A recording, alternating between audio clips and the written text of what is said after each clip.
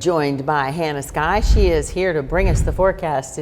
It's midweek, so we're already looking towards the weekend. Hannah, tell us what's happening. Yes, we've made it to hump day. Just a couple more days till the weekend, everyone. I'm in for David Carnes. Now, if you'll notice on the screen here, we've got some rain moving through, much needed rain, might I add. And then down at the bottom of the screen, down by Scottsboro, there is a special weather statement. This is just due to the heavier rain due to these storms moving through. Again, we really haven't seen any severe weather. We will continue to monitor and track these storms. Areas such as Jasper seeing a good amount of lightning and stronger storms, staying relatively clear here in the Chattanooga metro area, but we'll see those storms seem to be making a straight line closer to the north, so we might not see some of that heavier rain, but definitely lightning is around in this area. We're going to continue to see the chances for rain heading into our evening hours, beginning to dwindle out as we get into the overnight hours, but winds are gusting right now in Fort Payne there, where we saw some of those stronger storms, 18 miles per hour, 13 in Chattanooga, 14 in Cleveland, and then around the board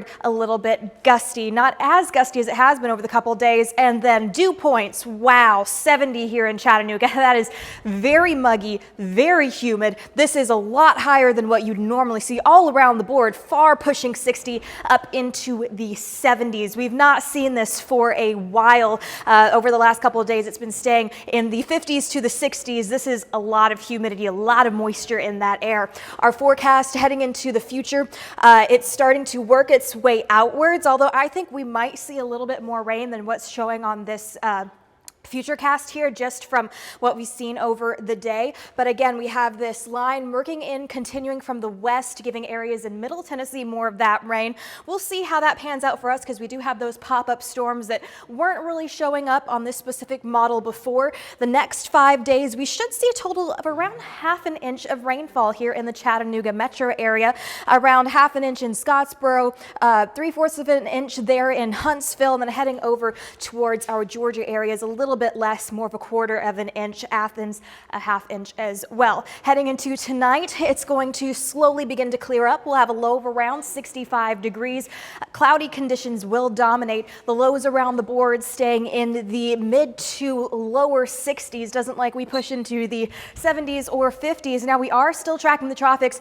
Hurricane Raphael was a Category 3 storm for a while, looking like it's going to at this point make a hard left and head towards Mexico.